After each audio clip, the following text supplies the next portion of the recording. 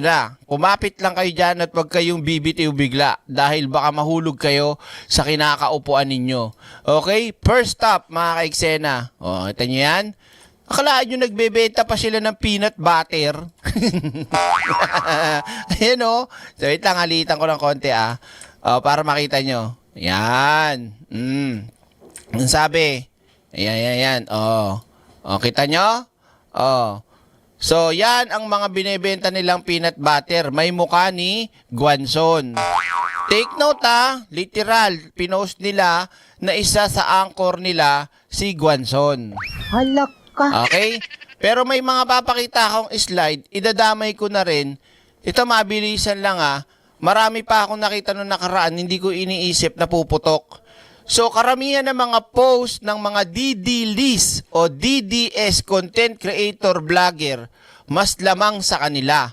Oo, mga ka-eksena. Kaya lang, sobrang tagal kung babalikan ko pa yung mga naging trending na issue at makikita nyo yung post nila ni Kipichu, Halak ka. ni Criset, yung mga ganyan, nila Tio Morenex, di ba? Yung mga post ng mga DDS. Kaya yung iba na lang yung kinuha ko, mga ka-eksena. So, papakita ko sa inyo So, yung mga pinopost nila, karamihan, mas lamang pabor sa DDS. Kaya ako naniniwala na independent sila. Nagpo-post sila ng tungkol sa gobyerno.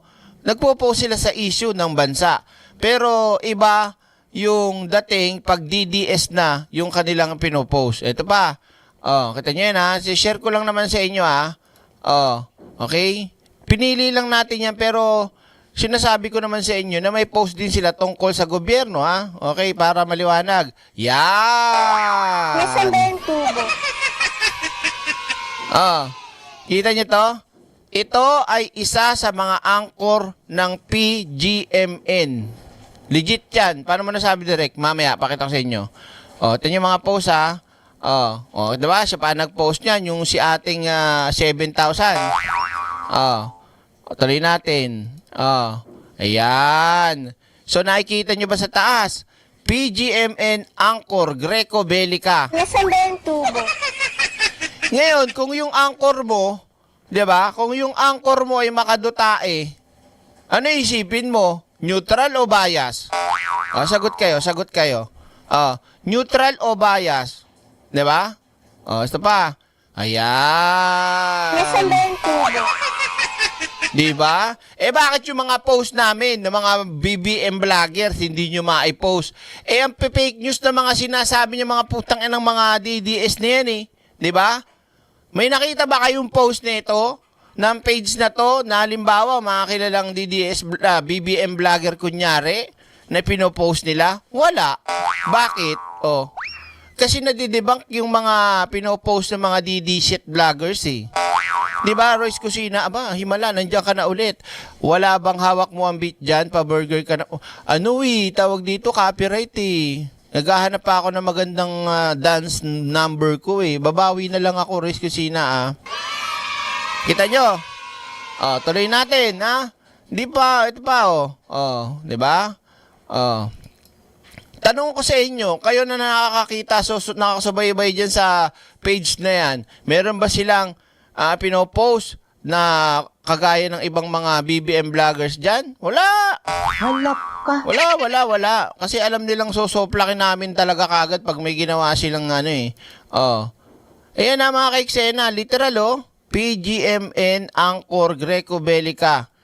Diba? Paano kayo nagiging neutral dyan? Bias kayo, anchor nyo, ilan? Puro DDS.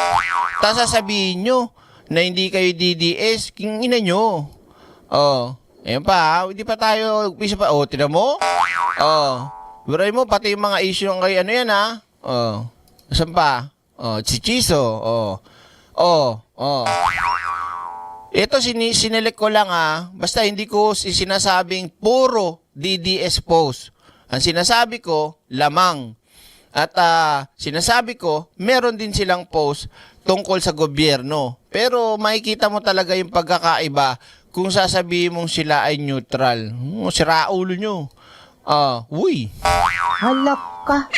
Asan pa? Kita nyo kita nyo naman. Ayan na si Guanzon.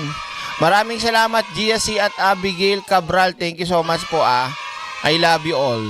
Ito pa, bago tayo pumunta sa video mga kaiksena para mas malinaw sa ating, ayan na si Regal Shocker. Nasaan ba yung tubo? Halak ka. Ano sabi dito? Ayan First anchor to surpass 2 million followers. Naka naman, anchor nila, isang DD shit. Halak ka. Sa tingin nyo, kayo na musga. Ina nyo, huwag nyo kami pinagloloko. Ayan pa, di ba yung mga ganyang galawan nyo, huwag nyo kami pinagloloko, mga impacto. Di ba? Siba, ano pa? Yan na naman. Di ba? Mga DDS na naman.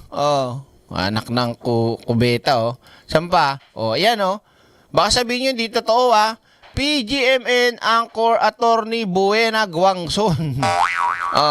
Kundi sila magkasundo, baka may si Trans na lang ang tumakbo presidente para bongga. Mga ganyang banat ba? Ayan, Anchor yan. Ngayon sabihin nyo sa akin, kung hindi maka-DDS itong PGMN. Sige, yan na yung live natin ngayon. Sige, alsin na natin. Isa pa ang tanong. Gusto ko sumagot kayo lahat. Gusto ko lahat sumagot. Gusto ko lahat kayo sumagot. Now na. Naniniwala ba? Hindi, ganito na lang. Ito bang page ng PGMN para sa inyo?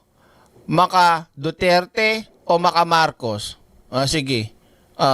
Comment nyo. At ire-ready na natin yung ating videos. Let's go. Ayan, puro tira nga yan kay Pangulong Bongbong Marcos yung page na yan,